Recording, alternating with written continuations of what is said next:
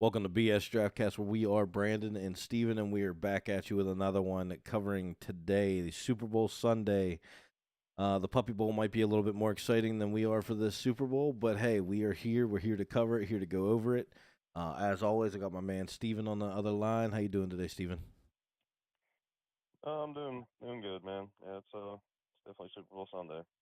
Yeah, it doesn't feel like Super Bowl Sunday, the typical Super Bowl Sunday. I know for me, I'm running around with my head cut off, trying to get my buffalo chicken dip ready, my taco dip, making something prime rib, making something, and I literally woke up at 9 a.m. Uh, just, I haven't done anything, and I'm not like jumping for joy waiting on it. Uh, Not watching the clock, sitting here trying to count down the seconds till kickoff, but hey, we are here. It is football. We do love football. There's no doubt about it. Uh, just because we're not enthused about this game doesn't mean that we're not going to cover it, and doesn't mean that we're not somewhat excited, even though just for the fact that it is football. With that being said, let's dive right into it. The stage is set.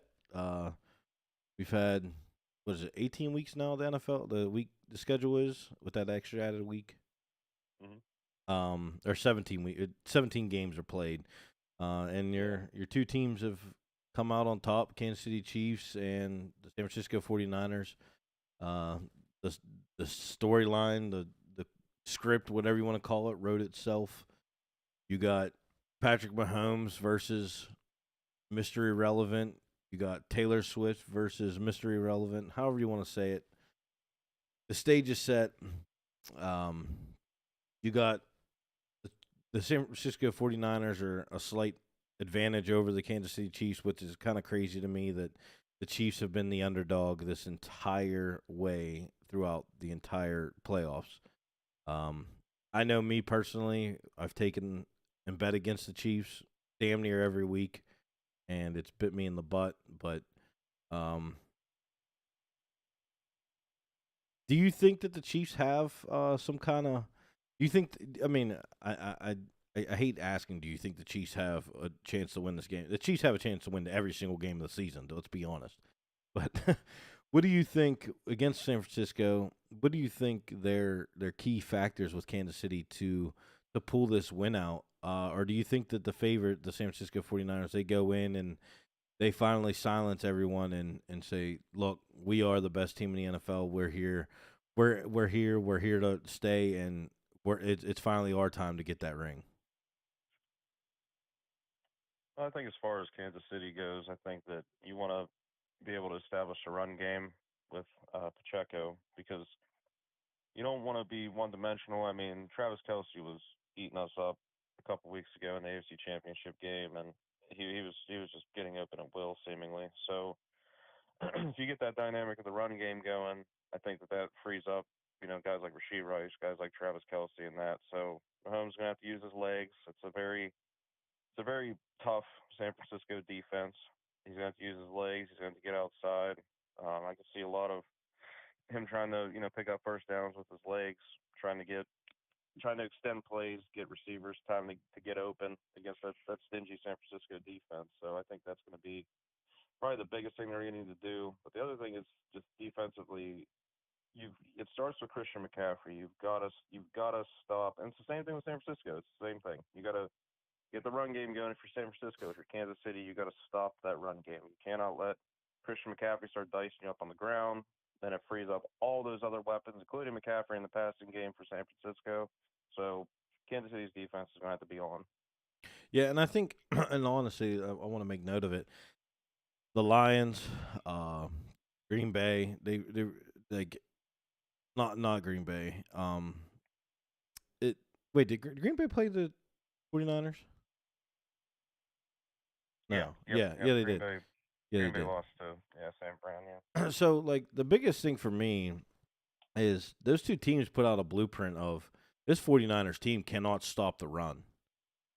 I mean, both those teams ran well, very well against that 49ers team.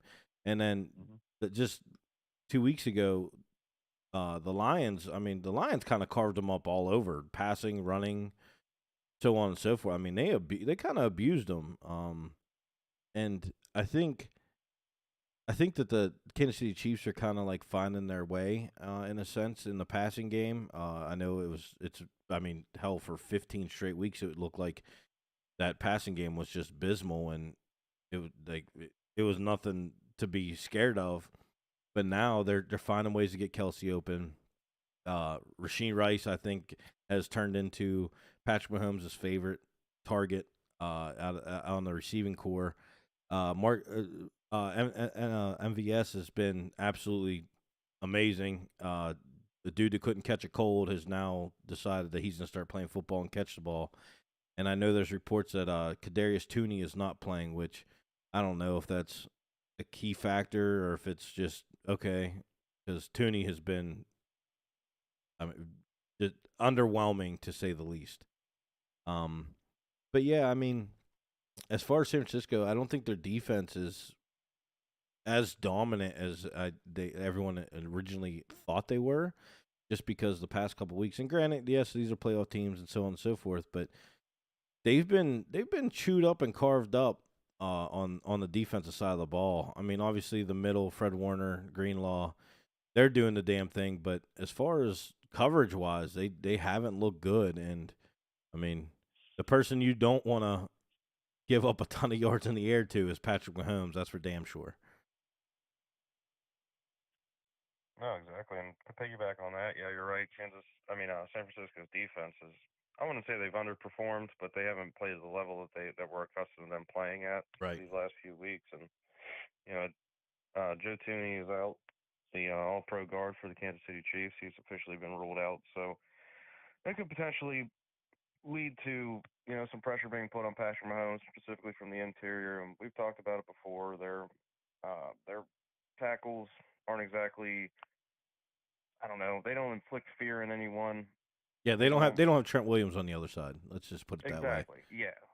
Exactly. They don't have a Trent. They have Donovan Smith, who is not that great, and Jawan Taylor. So I think you got to exploit that offensive line, and you got to get pressure on Mahomes, and particularly you got to get pressure in his face. Yes. You got to get up the middle. You got to take advantage of the fact. I mean, they still have Creed Humphrey. They still have Trey Smith, but that offensive line is a little shaky, man. It's a little shaky, and I think San Francisco, their secondary in particular, needs to step it up, because if Rasheed Rice starts going off, then it's going to cause some serious issues. It just opens up more avenues for Travis Kelce. We all know that Travis Kelce's going to get his. I mean, that's just what it is. Travis Kelce's going to eat. Yeah. The one big thing that I want to point out is Kansas City has held their last two. They played Baltimore. They held them to one touchdown in the second half. When they played the Dolphins, they held them to one touchdown all game. That defense is legit. Spagnolia's got that defense playing. I know I'm really pounding heavy on the Chiefs right now, but the proof's in the pudding right now. And you watch any of these games that they've played, Kansas City is not letting teams score. And if you can't score in the NFL, they always say, the old adage is defense wins championships. So, I mean, if Spag can hold this San Francisco team to one touchdown all game, it's going to be a long day for the San Francisco 49ers and their fans, because you can't score in the end zone and you're trading field goals for touchdowns. It's not going to be pretty. But I do kind of want to flip the script on that and go to the San Francisco side of the ball. And honestly, if San Francisco wants to bring home that Lombardi, and they want to keep the Chiefs from completing that dynasty of 3 Super Bowl wins, I think you hit the nail on the head. They got to get pressure up the gut with Hargrave, and then they're obviously Bosa. I think we're both in agreement. We think that Chase Young's playing. I know there's reports that they may not play him for his lack of effort against the Detroit Lions, but we're not 100% sure on that. It looks, everything we read and looked at, it looks like he is playing. So is kind of a prove it game for him. Like, prove that you're not going to take plays off. But I think you hit the nail on the head. If you can contain him, I know you're not going to shut down Patrick Mahomes. I mean, he is Patrick Mahomes, and he's going to do what he does. But if you can contain him, prevent him from getting outside the pocket, I'm not comparing him to Lamar Jackson or Michael Vick, but because he's can throw the ball in the pocket under duress. But I think it's kind of like back in the day, whenever you got that pressure in their face and the pocket collapsed and you don't give them lanes to exit and run and extend. I think that's where Patrick Mahomes is at his worst, and I think that's the key to success for the 49ers defense. And I think they got to kind of disguise them linebackers coming, maybe mix up some safeties blitzing off the edges or coming up the middle, try and get free rushers to Patrick Mahomes, and you got to be able to make the tackle. You miss that tackle, I can promise you, Travis Kelce's going to find a way to get open. Rashee Rice going to find a way to get open. Someone's going to get open, and it's going to cause a recipe for disaster. But I truly think that what you said is exactly what the 49ers need to do to win this game, and that's pressure, collapse the pocket, and contain Patrick Mahomes. And I don't think there's any other way, honestly. Patrick Mahomes is the X factor in this game, I believe. And Brock Purdy's got to play smart football. He can't turn the ball over. Like if you go back a couple weeks against San Francisco versus Baltimore Ravens, granted, excellent plays by Kyle Hamilton tipping the ball, Patrick Queen getting a pick, receivers hitting them in the hands. Some of them picks aren't on him, but you can't make them plays that are 50-50 balls where the ball can get tipped and picked off and so on and so forth. So I think that's the recipe for the 49ers to come away with a win in this Super Bowl. I really want to see Warner and Greenlaw. I don't want to say take liberties, but I want to see them. They need to knock Kelce around. Like Yes. They need to. Yes. Don't engage him with shit talking. Don't engage him with that because We all know how that I want to goes. see them get physical. Get him at the line.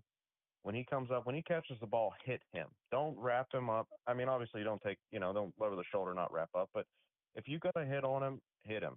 Bang him up. I'm not going to say Travis Kelce's soft, but he doesn't like physicality. He does not So like, he doesn't. He shies away from it. I won't say necessarily shies away from it, but he avoids it. So you got to try and be physical with him. You got to hit him. But the biggest thing for San Francisco, and in my opinion, the X factor of this game is you've got to play clean football. Yep. You cannot give the referee, you can't give the officials any reason whatsoever to throw a flag, because I promise you, when you're playing against the Kansas City Chiefs, when you're playing against Patrick Mahomes, when you're playing against Travis Kelce, the referees they're going to go in favor of the Chiefs. I know this sounds ridiculous. I know it sounds bullshit.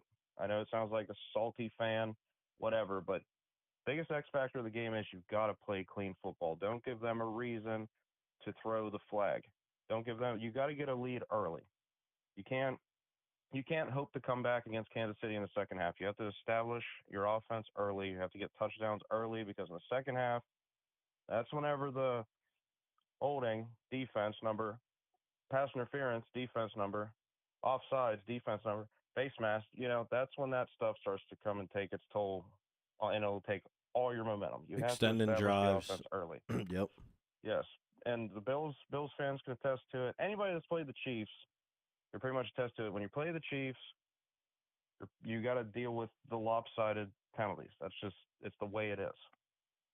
And anyone watching the Super Bowl, just to piggyback off of that, we got the wonderful Tony Romo, and I can promise you, if you're a 49ers fan, you better turn on your local radio and mute the TV, because you got Tony Romo, and I can promise you, Tony Romo is going to touch a blade of grass that no one in NFL history has ever touched. Tony Romo is going to let you know that Patrick Mahomes is literally can do a backflip and punt the ball down to the 1 yard line, and they down it on downs. Tony Romo will let you know that Patrick Mahomes is the first player to ever sneeze and fart and throw a touchdown pass at the same time. He's going to let you know this stuff. He's going to let you know how great Patrick Mahomes is whenever he makes a bad throw and he's doing that stupid hand motion with his fingers telling everyone to hurry up and get back to the huddle or whatever the hell he's doing. He's going to tell you how how great of a leader he is for doing that. It's just Yeah.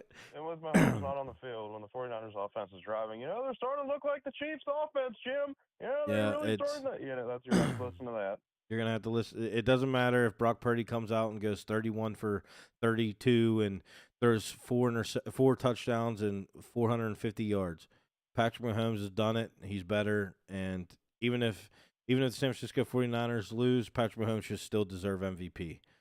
Or if the 49ers win, Patrick Mahomes will still deserve to win MVP over anyone on the 49ers side because Patrick Mahomes is Patrick Mahomes.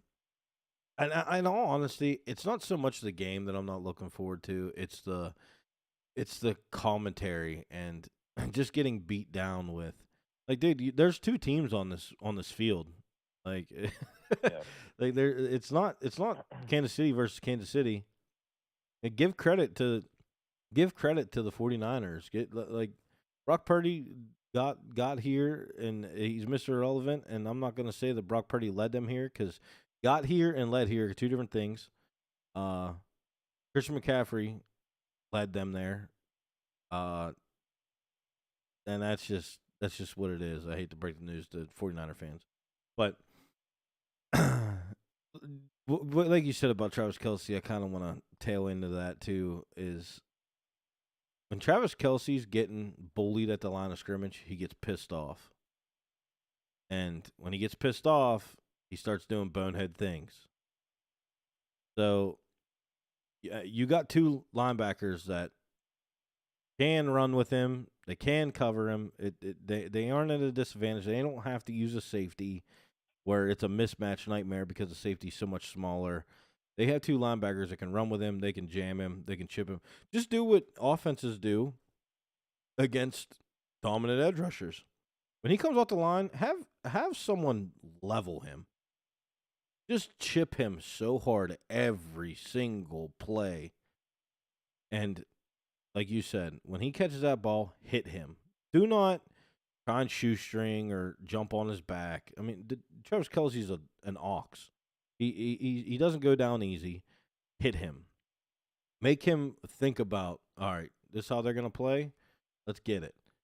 And it's nothing against Travis Kelce, but like you said, he jaws, he gets under your skin, he makes you get bonehead penalties because the refs are going. The retaliation is always the one that gets flagged. It's never the person the aggressor. So with that, me personally, I like the Chiefs here as an underdog. I would like to see the 49ers win. Just something different. But I also don't want to hear that Brock Purdy's the GOAT because he's not. But I just don't. I've bet against Kansas City the past couple weeks, and I've even said every time I've bet against them, it's so hard for me. It's so hard to bet against Patrick Mahomes and Andy Reid. Well, this week we're not betting against Patrick Mahomes and Andy Reid. It's not happening. I'm sorry, I can't do it. I'm taking the Chiefs on the money line, and I'm taking them plus 1.5.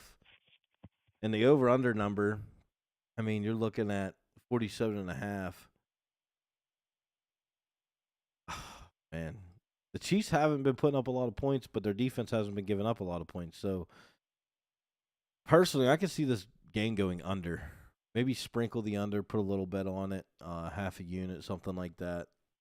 I'm going to look at some other things before I lock that in 100%, but that's kind of where I'm standing with that. Do you think that where do I want to go with this?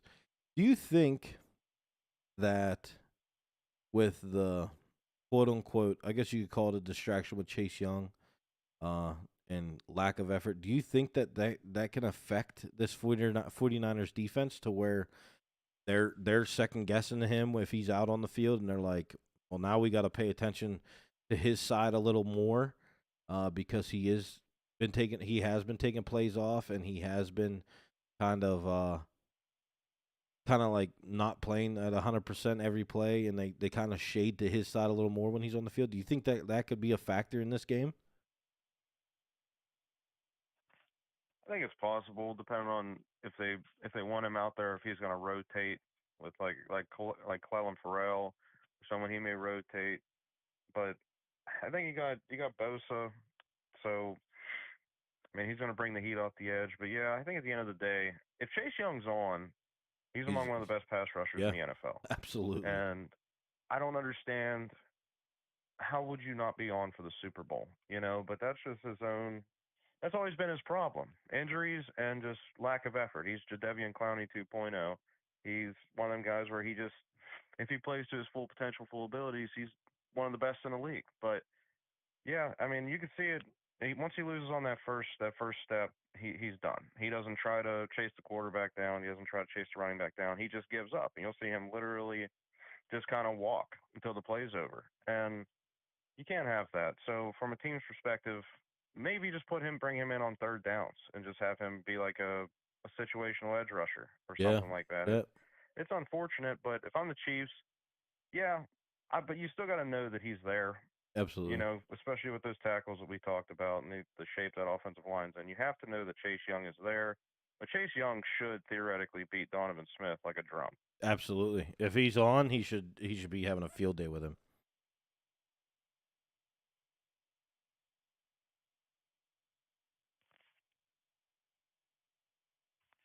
Yeah, yeah, I just think it's one of them things of I I hate to see players with that talent that you see all these reports of lackluster and not giving 100%. You're getting paid to do a job. If I didn't do my job, I know I wouldn't be on at work. But we're not going to dive into that. There's one thing that I do want to touch base on, and I don't know if you've seen it or not, but Micah Parsons coming out and saying that T.J. Watt is not even a top 5 edge rusher. Micah And says a lot of really stupid shit. I just want to hear your thoughts on it. I love Micah Parsons and Miles Garrett and T.J. Watt, and I have an appreciation for these edge rushers. I mean, I really do. I mean, it's not easy to get a sack.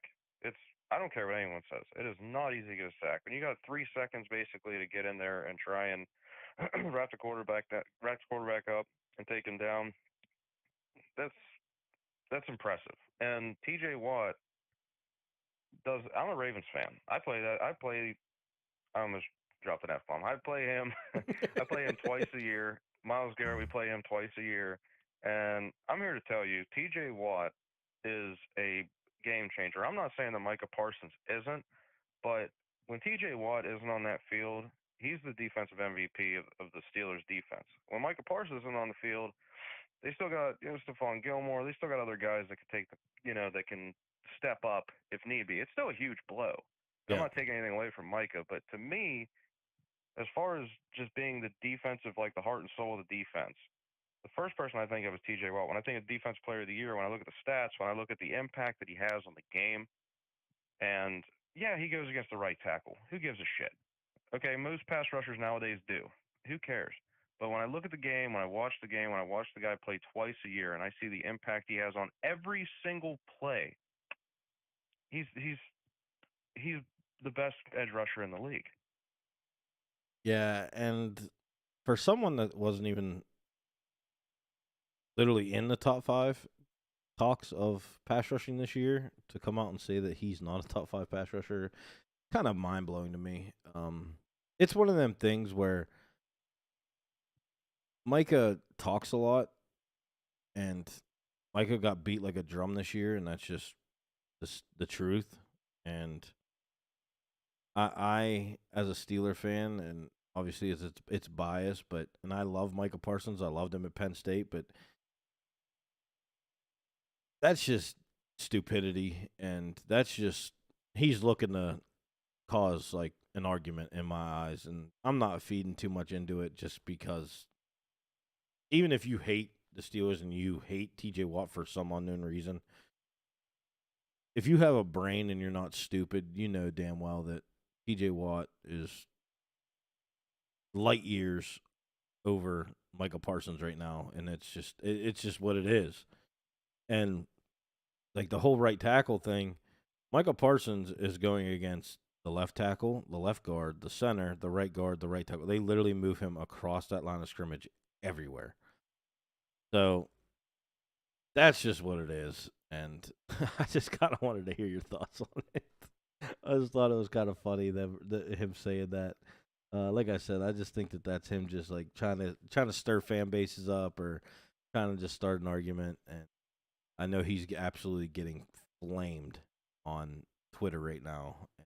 I think he might be regretting his comments of saying that because that's just pure stupidity in my eyes. Yeah, that's just ridiculous.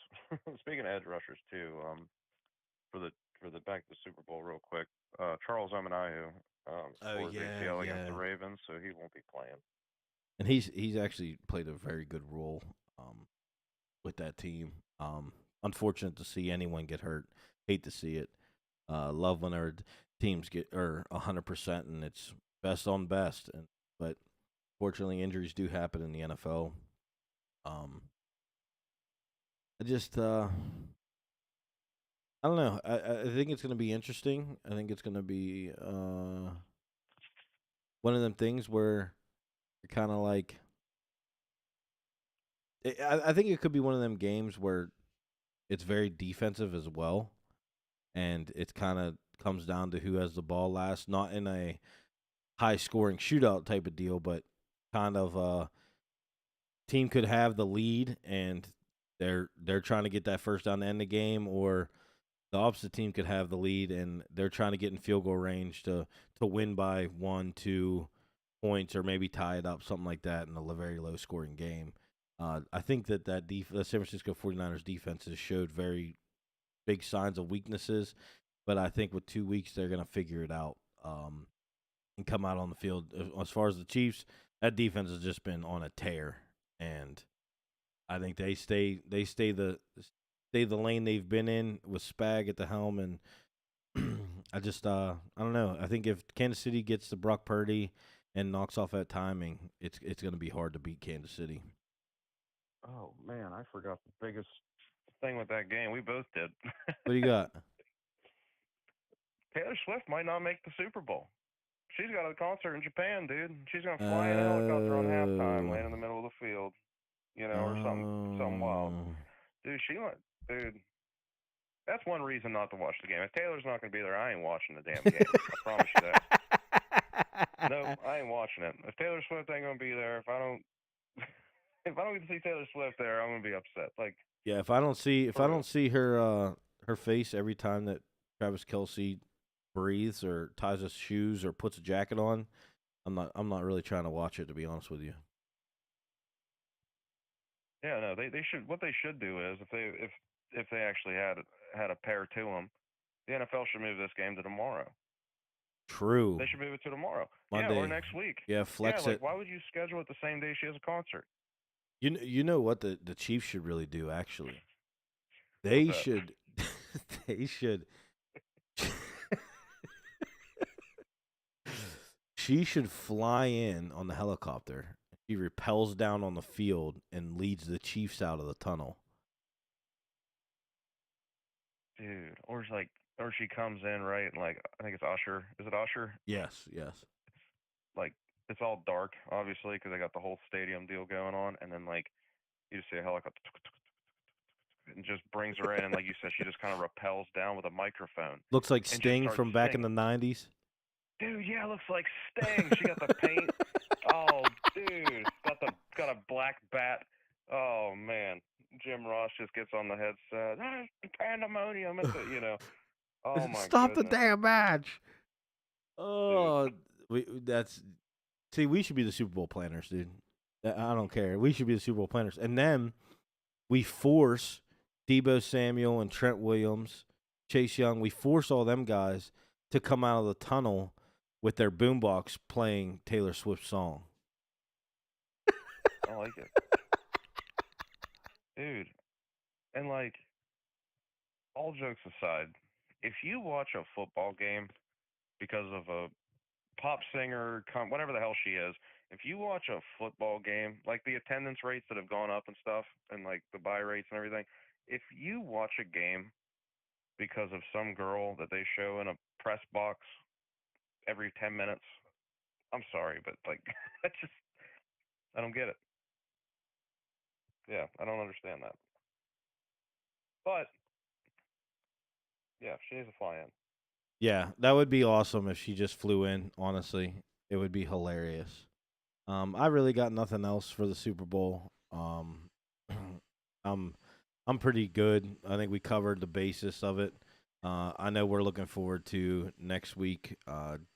Obviously recapping the Super Bowl and kind of going over um, the big thing for us, and that's free agency. I'm super excited about going over this stuff.